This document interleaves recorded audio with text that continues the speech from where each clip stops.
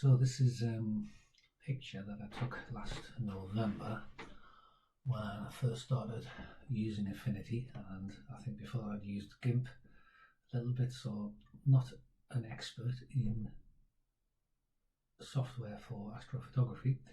And I think this picture sort of demonstrated really where I was at that time. I don't like it. It's purple.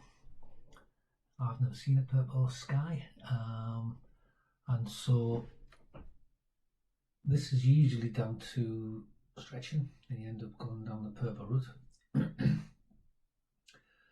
If I also look, you can see some banding here. This is again due to stretching, trying to get the portion of the Milky Way that I was picturing. It hasn't got the centre of the galaxy in, but that's because it was November.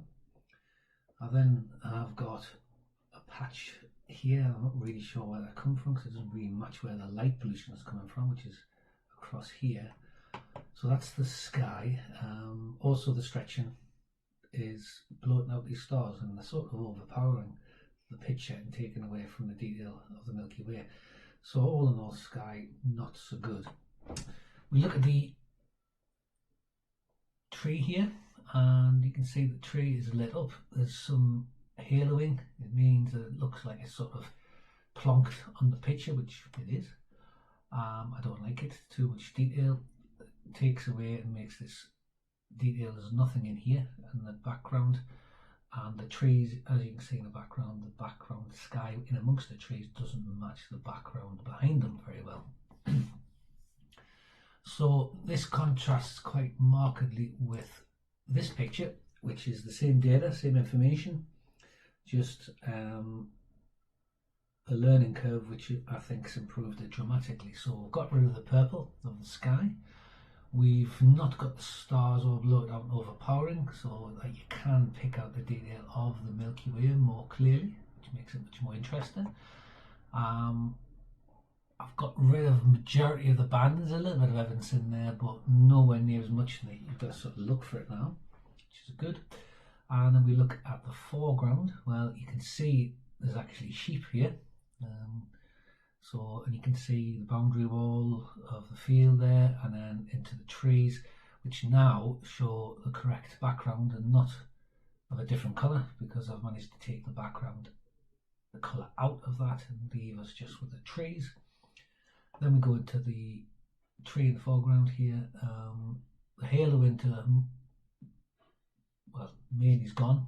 You're looking at it, doesn't look like it's patched on like it did before. So I think by and large a much better picture. So this video is how did I get from this sort of beginner's picture where you're just demonstrating using curves and maybe a bit of levels and white balance, and you end up with this picture here with a lot of purple and the detail getting obscured by the stars. And I think that's really down to the fact that everybody who shows you these tends to go to nice Portal 2 areas, takes pictures, and then can quite easily pull the information out.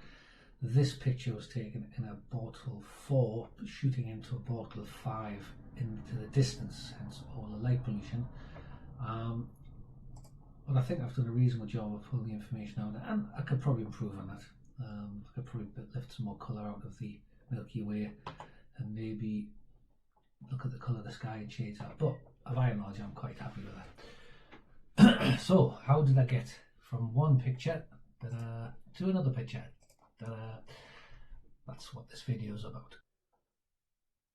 So here we have the stacked stars. There's no tree in it. That's because I moved slightly to the side to take the sky shot, because I didn't want to have to try and get around a blurred multi version of the tree. It just seemed to make more sense just to move to the side, take the shot of the sky, and then I can blend the two pictures together later. So the first thing I'm going to do is I'm going to add a little curves adjustment. This, to be honest, has been a bit of trial and error. This bit just seemed to make a bit of difference, that if I did a little bit of a curves adjustment before I used the Astro filter to remove some of the light pollution, then it works better.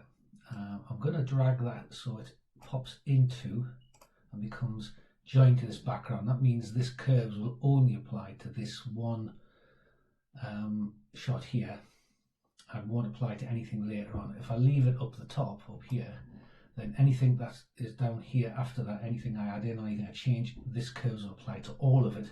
I don't want it to do that. I just want it to apply to this shot. So pulling it down, and what you've got to do is make sure that you don't have it where that blue bar is right across but slightly indents. And once it's slightly indents, you let go and that then becomes part of that. So let's just pull up the curves itself, and we're just going to do a very, very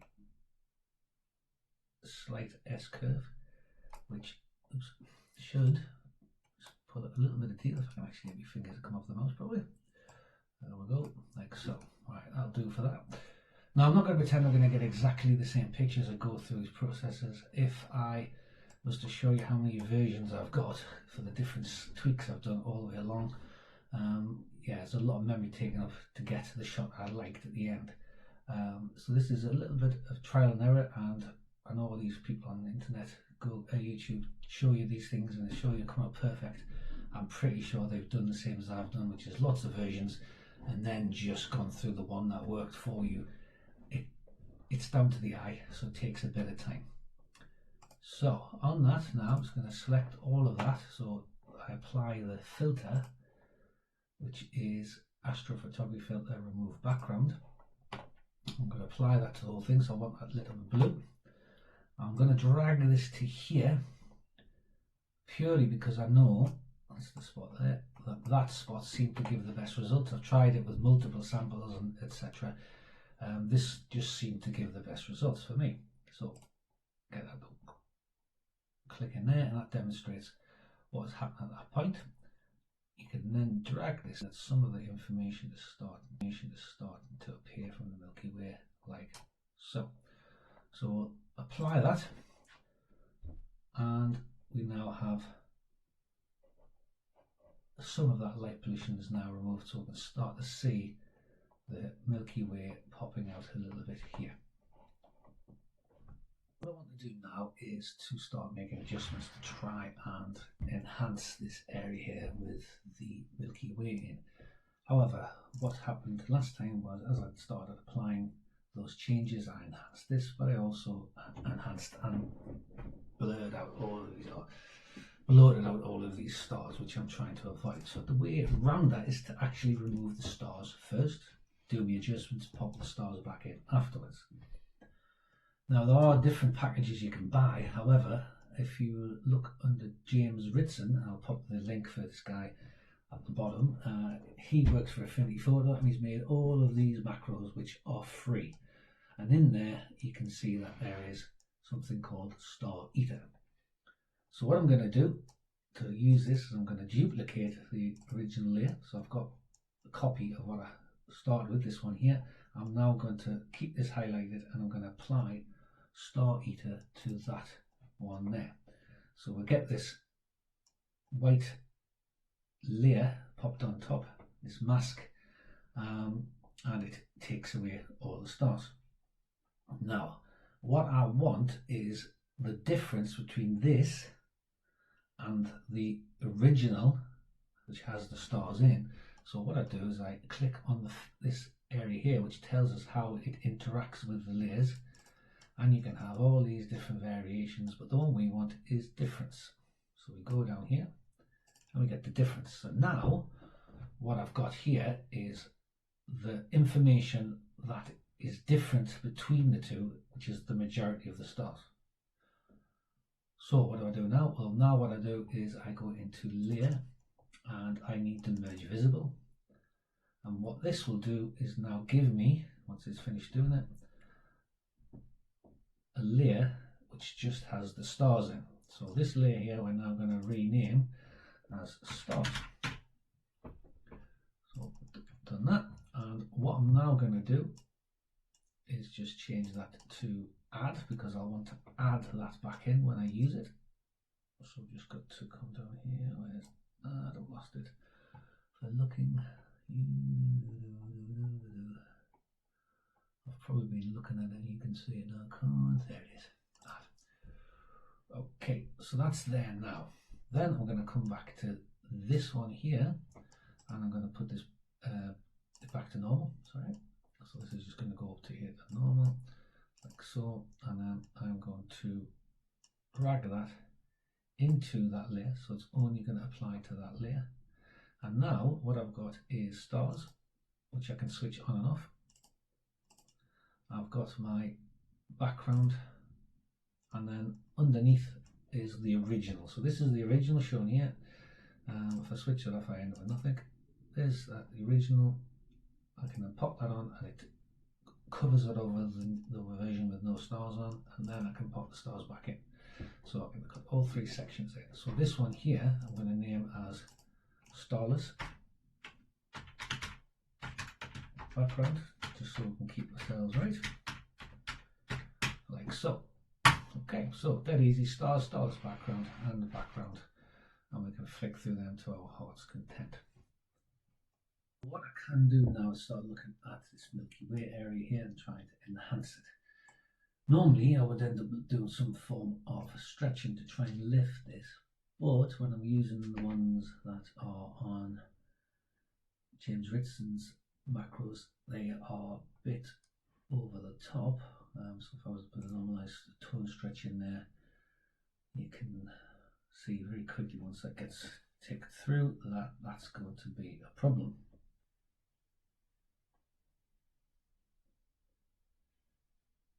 Tick tock, tick tock.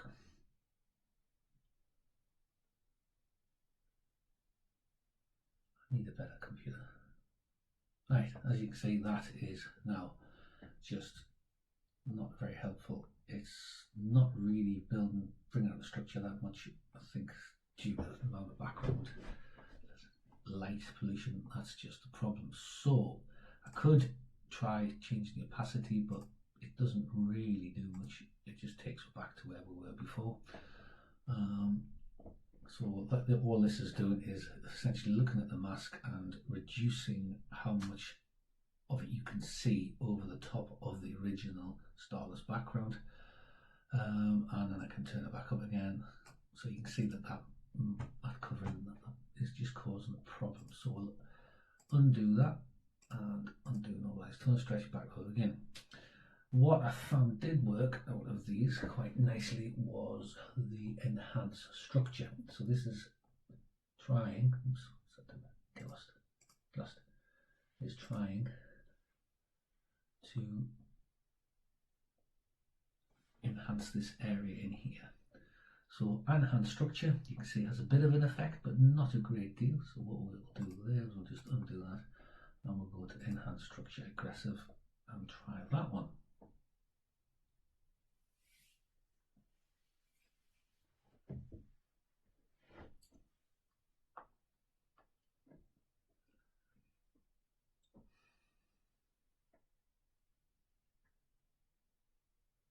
Again, tick tock, tick tock. How are you, man? There we go. So you can see now that that's lifted quite a lot of information out of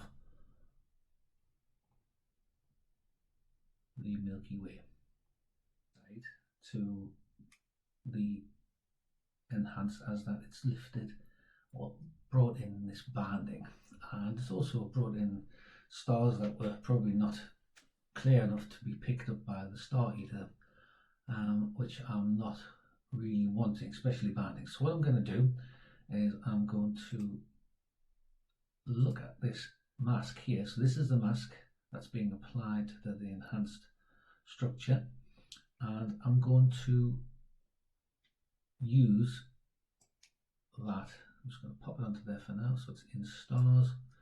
So if I go into the, oops, I might put it in the right place there, didn't need to go there, I'm going to go to starless. There we go. So I've got the starless, I've now just got it applying to that, and what I can do now is just look at that mask. I've highlighted just the mask. If I click it like this, yeah, it won't allow me to affect just the mask. If I click to that, it'll just allows the mask to be affected. And what I can do now is I can make sure that I've got black here. I can then go to the brush, take brush tool here, and I can change the size. Now if I was doing this to not trying to do this quickly for demonstration purposes, I'll probably use a smaller brush. I would also reduce my hardness.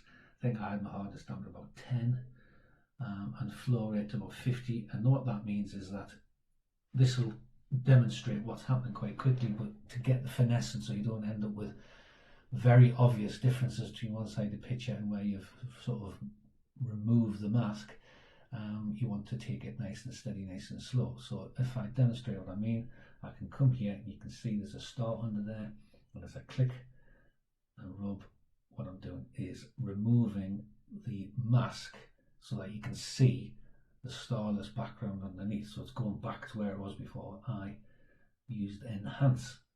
I can then rub out the bits I don't want to see, so that means I can take out this banding around this area here which I don't want, and you can see that it's fading out the stars that have been picked up as we go along,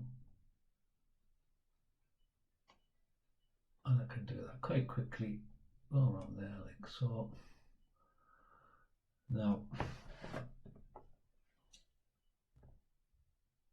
just do a bit more on there, so, and you can see that's all being reduced, and you can see a marked difference between the two sides now. So if I now go into this one, I can start applying that here as well. Now for some reason the mask part, this should actually be white and you should be able to see the black things on, but it seems to be playing up for some reason. So we'll just have to work with it. It's still actually doing it because you can see the stars being faded out and the banding fading out as I apply it. What I did when I got my picture is I actually worked on dropping this right down to about here, and then worked in small areas and jiggled it around and got it exactly the way I wanted. It took some time, but I got where I wanted. But for demonstration purposes, you can see now that I've obviously lifted out all of that information. It looks much more interesting, and then I've got rid of the bit where I didn't want it enhanced.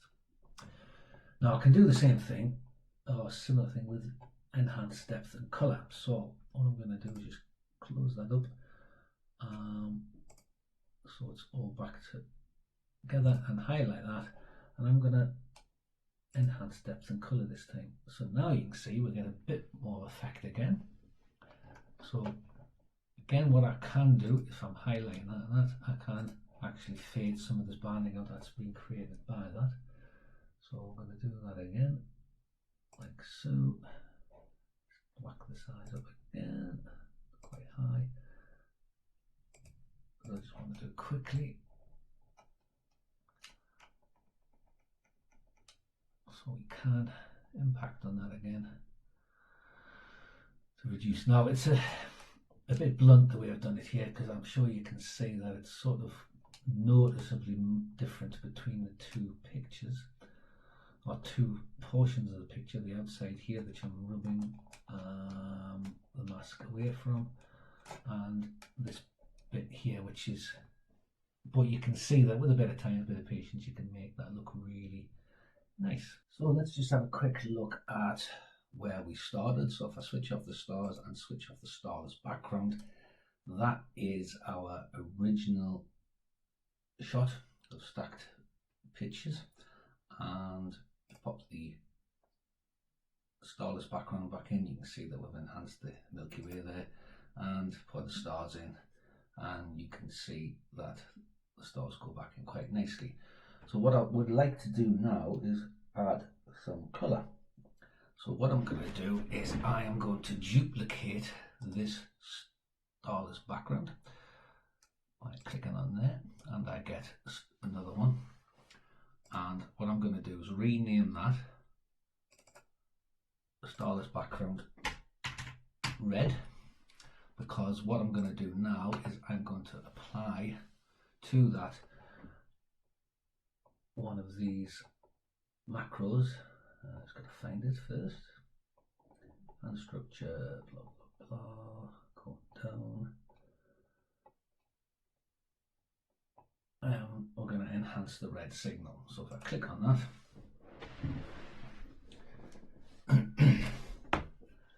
it should. I'll just pop that onto there, so it's part of that. So if I switch all of these off, you can now see that I've got that starless background red has lifted the red. Now obviously you can see some of this will be down to light pollution, but some of it isn't. So we're just going to take a little bit of this red and bring it into our picture. So to do that, I'm going to go to the starless background and click that back on, and I'm going to add a mask. So I click on mask layer there, and that gets applied to the starless background. Okay, so we'll just close all this down because it's all making a horrible mess. So all I'm going to do now is make sure I've clicked on that. So what I can do is go to the brush like I have done in the past.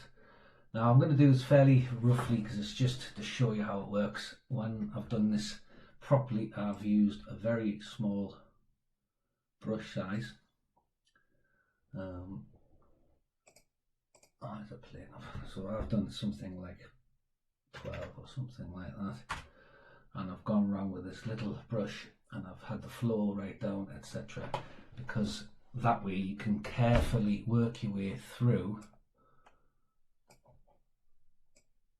your image. And you can see there as I do this, it starts bringing through some red. Okay, and you don't really want to overdo it, you just want to bring some, to just lift these areas a little bit so that you can see what's Milky Way and what's not. Okay, so you can see that getting lifted there. So to do that a bit quicker, I'm just going to bring the brush size up, and I'm going to bring the hardness up a little bit. Okay, and what we can see quite quickly is that we start getting red in there, like so.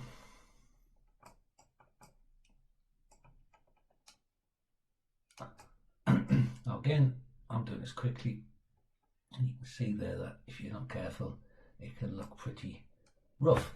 So you do need to take it steady. Sometimes you have to correct it because it's over the top and doesn't work. One of the things you can do on this is you're applying this mask here. What you can do is look at the, I'll just get the bit I want here, the starless background red, and if you highlight that, you can adjust how much that you can see. But again, you have to be careful because then you see this scenario happening here. So I'll put that back in. So if we click on that, what we can do is click on the enhance red signal, and we can adjust that one. And so that actually just affects the red bit, so you don't get that white thing. So you can adjust how much it's showing using that. So I'm not going to go any further with that because it's just for demonstration purposes and to do a decent job and make it look not like a pig's ear takes a little bit of time. But if we look at the finished product, you can see that I've just done enough to lift out the stars, and this is really down to your own judgment as to what you do and how much you do. So there's no right or wrong in this, it's what you think looks good. What you should be able to notice is that the colours of the sky are different. So how I got to this more darker, more realistic sky was very simple. I added a filter. So if we click on here and we go to lens filter, what you can do is click on this part here and you can decide on which colour you'd like to apply. So if we just click on that sort of blue arbitrarily at this point, then we can adjust the amount we have in there see that has an effect. I'll just adjust where I'm applying that. So if I pop that up to there and apply it to the right point, because I think I was applying it to the red, so I'm going to have to just undo that. So this is where this history part is quite useful, because we can just click back to the last point where we like the picture, and then we can start working from there, and that then means that none of this is applied anymore. So what I can quickly do is just minimize down all of these bits so we can actually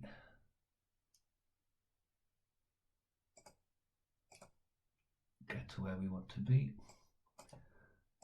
Let's simplify it all again. I'll put the stars back in for there. So what I can do now is, at this point here, I'm just going to apply the filter. So lens filter there, click on that again, and I can see that that's having an effect, and that's looking a similar colour, and you can apply that. You can change the colour to what you want it to be. So that then gets it a little bit closer to this one. It's not quite the same because I haven't spent time adjusting and fiddling about, but you can see how that works. So the next stage for us is to start looking at this foreground. So I've had a little crash. So when I've opened this up again, I haven't at this stage bothered to pick up the background sky. I'll just go through how I'm going to make a mask that selects out the tree in the foreground, and we can then place that on top of our adjusted Milky Way shot. So all we're going to do is go up to this bit here. No, not that bit there. I'll find it in a minute. There it is. I'm looking for the selection brush tool. So I've got it there, and we are just going to select all the way along here, like so.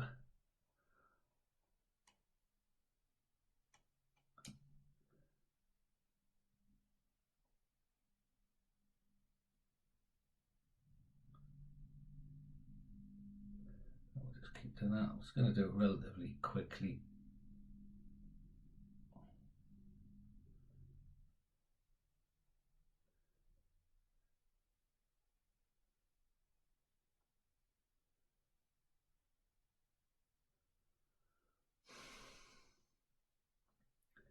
Starts getting quick as it figures out which bits you're interested in.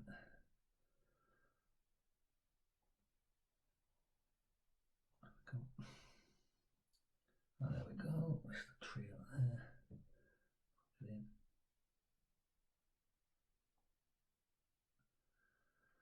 Now I've done that relatively roughly. You can improve on that, because we can use either the add or subtract buttons, which allow us to add or take away parts as we go along. So we can zoom in and we can quite easily add the bits that we've missed. What also helps is if we click this, and then we can see quite clearly where we've selected what we want and where we've got things we don't want. So I'm not going to do that just now, because that takes time. Again, you don't want to sit there for ages watching me twiddling my way through it. So you've got the general idea here. What I'm going to do now is I'm going to go to select, and I'm going to invert the pixel selection. And what that does is it takes us from selecting the foreground to taking the sky. And all I'm going to do is press delete. And I've removed that sky from this picture now. And then what I will do is save that, maybe calling this foreground first, but I'll save that as 0268 mask, which I have actually done already with a more improved version where I took a bit more time over it. Then we're going to place that on top of our sky picture. So I'm going to close this down now. Just assume that I've saved it.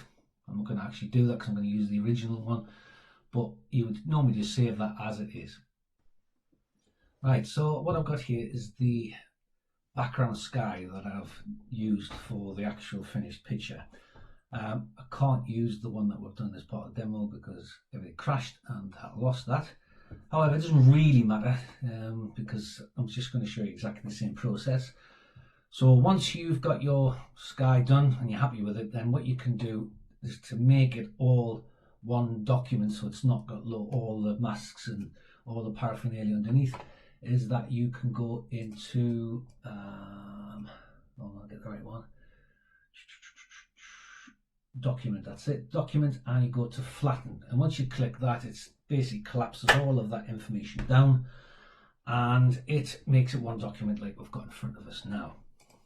So what I'm going to do now is I'm going to take the mask that we created with the tree in it and the foreground, and I'm going to place it on top of this picture, and because we've taken away its sky, this sky should show straight through. So if we do that, we go into File, we go to Place, and then we get our layer there and we plonk it in there, and you can see that it's just plonked randomly there, so then I can shift it to where I want it. So, and this is sort of where it was in the original shot. You could just about see the Milky Way around here, and I'll plonk that in there. So we want to get rid of the background sky in these trees so it matches the actual background here. The way to do that is to select the actual tree bit that you're interested in, like so. Just do this quickly to demonstrate, and then I'll take that one and these bits here.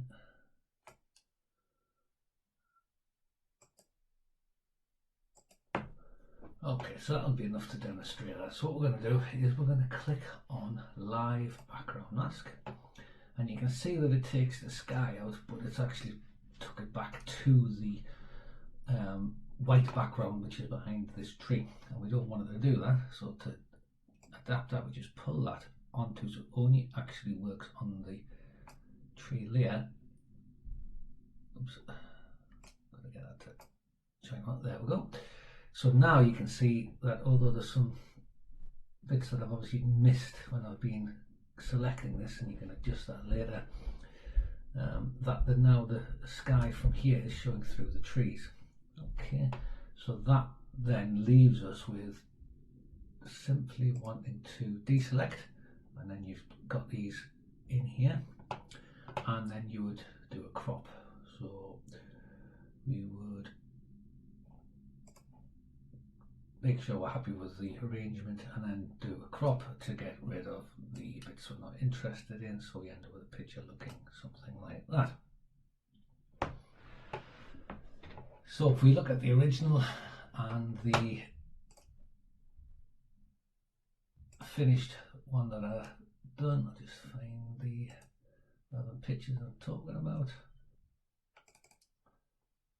So that is the picture we've finished. Now obviously there are differences because I did spend a lot more time doing this one, and I'm not going to pretend that you can do what I've done on this picture quickly. It does take a bit of time to use all the different bits and pieces, but hopefully that has given you some idea how you can do something with shots that when you first look at them aren't really looking that great, like the purple picture, and now you've got something I think looks a little bit more realistic and, well, in my opinion, better.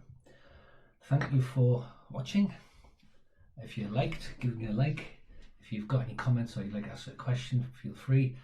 And dogs, guys.